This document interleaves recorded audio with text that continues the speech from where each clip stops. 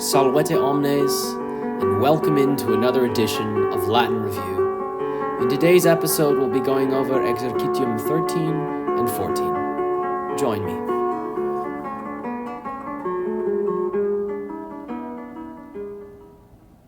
Hello and welcome back. Before we begin exercise 13, I thought it would be helpful for us to refresh ourselves with the third declension adjective endings, which you can find easily in the back of chapter 12, right? There's always the endings and the new grammar for each chapter at the end of the chapter. So there you've seen before the nice charts they have of the third declension adjectives and the comparative adjectives. So let's start with the third declension adjective endings, and let's take brevis, which means short. So brevis, if it's just feminine or masculine, is brevis in the nominative. In the genitive, it's also brevis. In the dative, it's brevi. In the accusative, it's brewem. In the ablative, it's brewi. And this is where you might be tripped up, right? Because normal third declension nouns end in E in the ablative. But you see here that the third declension adjectives end in brewi with an I. So that's a bit confusing, but just keep that in mind as you're going through. And then in the plural, these would be breves, the I is brevibus, breves, and brevibus. And those are all in your text if you want to search for them. Now, if it's neuter, a few things change, right? So in the singular, it ends in an E, brewe, for nominative neuter singular. For the genitive, we have the same, brevis. For the dative, it's the same, brewi. Accusative is brewe, because the nominative and accusative are always the same in the neuter nouns and adjectives. And the ablative is also brewi. Now in the plural, brewia. Genitive, brevium. Dative, brevibus. Accusative, brewia. And ablative, brevibus. Also in your text on 92. Right. So the only things you see that are different is the A and also the nominative and accusative being the same. Right. So, without any further ado, let's jump into exercise 13. Aemilius, qui miles fortis est, gladium brevem et levem fert. Number 2, militi forti Romano est gladius brevis et levis. Now this one might be a little tricky. The first one was pretty straightforward, right? Aemilius est fortis, so the est tells us that it needs to be nominative, and it's describing Aemilius, which is nominative. Gladium brevem fert, he's carrying the short sword and the light sword. So both of these are referring back to gladium, which is accusative. So we know that brevem needs to be accusative and levum. But in the second one, it's a little bit tricky because we have to look at militi and see that this is dative. which means, and then gladius brevis et levis est is, gladius is nominative. So what we're saying is there is a short sword and light sword to the strong Roman soldier. So forti Romano, also dative. So we use the context to tell to know that this had to be dative, but really you can tell just by knowing which noun the adjective is modifying. I know that it's modifying militi, and so I know that it must be forti and matching in case. So this is an example of the dative of possession. There is a sword to the Roman soldier, the sword of the Roman soldier. Bene, just like there is a name to me. Mm-hmm. Number 3, miles Roman blank, gladio blank et blank armatus est. Miles Romanus, gladio brevi et levi armatus est. A Roman soldier is armed, how, ablative, with a short and light sword. Gladio is ablative, so I know that brevi and levi should be ablative as well. Miles is nominative. Number 4, Romani milites fortes, right, matching. Gladios breves et leves ferunt. Same thing as number 1, just plural. Militibus fortibus Romanis sunt gladii breves et leves. This is the same thing as number 2, except it's just plural. Milites Roman blank gladiis blank et blank armati sunt. Milites Romani gladiis brevibus et levibus armati sunt. Right, this is number 3, it's just plural. 7, in annulo Aemiliae est gemma magna et gravis. Right, so this might trip you up because it's a first declension adjective, so it has just the normal A ending. And then gravis is the same case, even though it has a different ending, as magna and gemma, which is nominative. It's saying in the ring of Aemilia is a large and heavy gem. Number 8, Aemilia gemmam habet magnam et gravem. So now Aemilia has a gem, large and heavy, a large and heavy gem. So gemmam is accusative, so the adjectives modifying it also need to be accusative. Number 9, Aemilia gemma blank et blank ornatur. Gemma magna et gravi ornatur. Why is it magna et gravi? Because gemma here is in the ablative. So magna needs to be an ablative and gravi needs to be in the ablative. Why is it in the ablative? Because the sentence is saying Aemilia is adorned with a large and heavy gem. The gemma, right? It's an ablative of instrument. With what is she, how is she adorned? With a gem. Number 10, pretium gemmae magnae et gravis est sistertii centum. So the price of the large and heavy gem is sistertii centum, is 100 sistertii. So in this case, gemmae is genitive, and so the adjectives modifying it, magnae et gravis, are also genitive. Aemilia multas gemmas graves habet, right? She has many gems, many heavy gems. And gemmas is accusative plural, so also graves et multas. Right. Magnum est pretium gemmarum gravium, genitive plural, going with gemmarum. The price of the gems is great. The price of the heavy gems is great, excuse me. So magnum est pretium, the price is large of the heavy gems. Os vocabulum non longum sed breve est. In hoc vocabulo brevi dua literae sunt. So os is neuter. So that's why we have breve instead of brevis.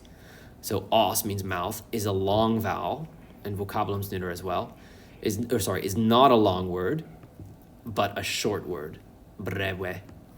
In this word, in hoc vocabulo, in this short word, brevi, so this is ablative to match vocabulo, there are two letters, duae litterae sunt.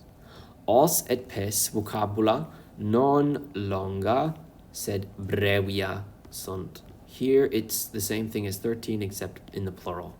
They are not long words, but short words. So I hope that helped with exercise 13. And as we transition now to exercise 14, we're dealing with comparative adjectives. And let's remind ourselves of the endings for comparative adjectives and how we get them. So if we take a normal word like longus, a normal adjective, and make it comparative, what do? We just add ior, longior. Or if it's neuter, ius, longius. So now, what was the adjective that meant long is the adjective that means longer. And it's the same also for third declension adjectives, such as brevis or breve, if it's neuter. So this becomes what? Becomes brevior or brevius, if it's neuter. Shorter. So now that that's been reviewed, let's remind ourselves of the endings for these comparative adjectives. So they're just like the third declension noun endings. So they don't have the I in the ablative. We'll see this. So the nominative ending, brevior, genitive, brevioris, dative, breviori, accusative, breviorem, and then ablative, here's where it's a little tricky, breviori. Sorry, I'm writing a bit fast. These are not V's, they're R's. Oh, they are V's, excuse me. They are in fact V's. Breviori, right? So brevior, brevioris, breviori, breviorem, brevior. Goodness, long day. Breviore. So it's an E here instead of the I that we saw up above. So if it's just a normal third declension adjective, then it's going to have this I that we've seen. But if it's a comparative adjective, then it's going to go back to the normal E for third declension. Which is confusing, I know. Let's look at the plural endings. Breviores, breviorum,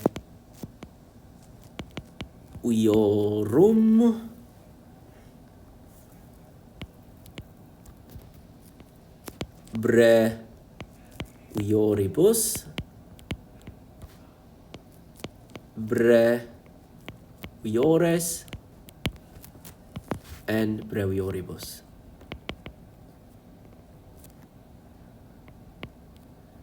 So that's confusing, right? It's difficult. But after a while, it won't be difficult. And it's not the largest thing in the world if you confuse the E and the I. So, those are our endings. And the neuter ones, briefly, the only thing that's different about them is similar to the other ones. We have in the nominative and accusative, instead of brevior, we have brevius for nominative and accusative singular. And then for the plural, we have breviora. Breviora. And then the genitive plural is breviorum.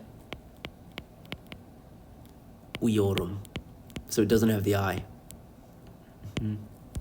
So let's jump into the exercise now. Via Appia longior et latior est quam via Latina. The Via Appia is longer and broader than the Via Latina. So quam means then, right? So we use these comparative adjectives in comparisons. Multae viae longiores et latiores sunt quam Via Latina.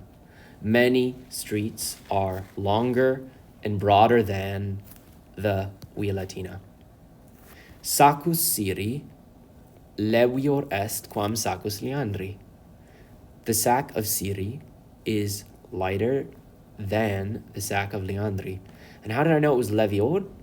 Well, I knew because I could tell that it was going with sacus, because I read through the rest of the sentence. So that's why it's important to read this part of the sentence as well as the first part. Cyrus sacum leviorem portat quam Leander. So Cyrus carries a lighter sack. This goes with sacum, so it's accusative, leviorem, than the sack which Leander carries. In sacco leviore sunt pira. In the lighter sack are pears. Julius nomen brevius est quam Cornelius. So Julius is a shorter name than Cornelius. Literae Graecae nomina longiora habent quam Latinae. So Greek letters have longer names than Latin letters. Nomina longiora. So this is actually accusative, neuter, plural, because it's going with nomina. Romani pilis brevioribus et levioribus pugnant quam Germani. The Romani pugnant with pilis. So this is ablative of instrument. So we know brevioribus et levioribus need to also be ablative. The Romans fight with lighter and shorter spears than the Germans.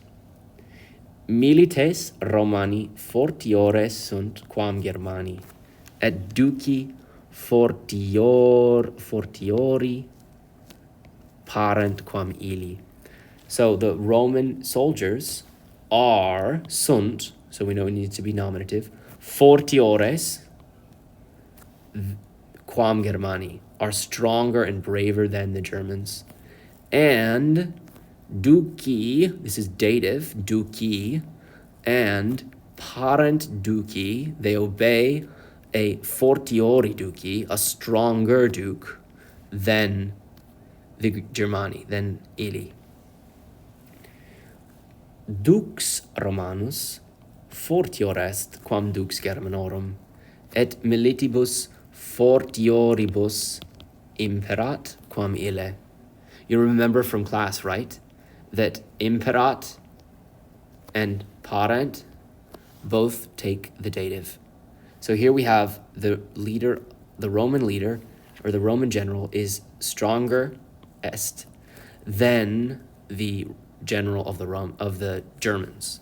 And imperat militibus fortioribus, and he commands stronger, braver soldiers than the German general. Is that true? Well, according to Caesar, it is. Cornelius equum formosiorem habet quam Julius. Cornelius dominus equi formosiores est. Right? So Cornelius has a more beautiful horse. Formosus means beautiful in form. Than Julius. So it's going with equum, so it needs to be accusative. Cornelius dominus equi formosiores est. Cornelius is the master of a more beautiful horse. So this is genitive equi, so it needs to be genitive, formosiores.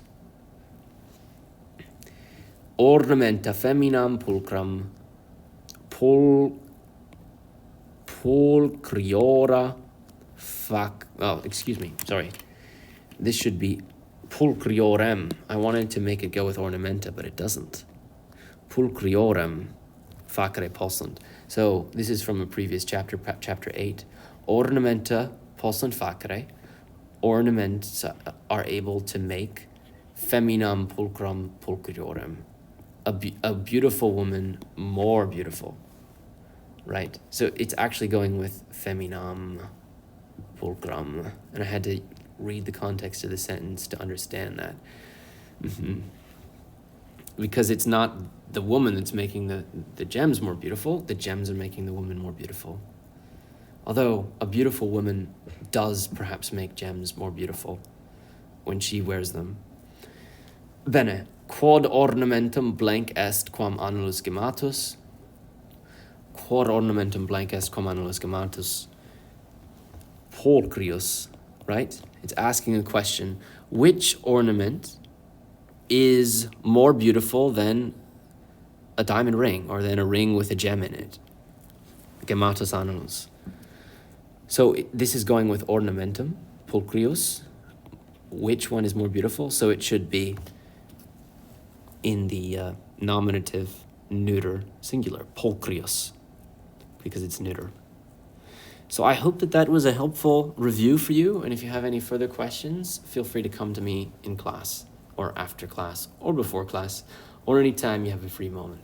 And I'd be happy to answer you. Have a good evening.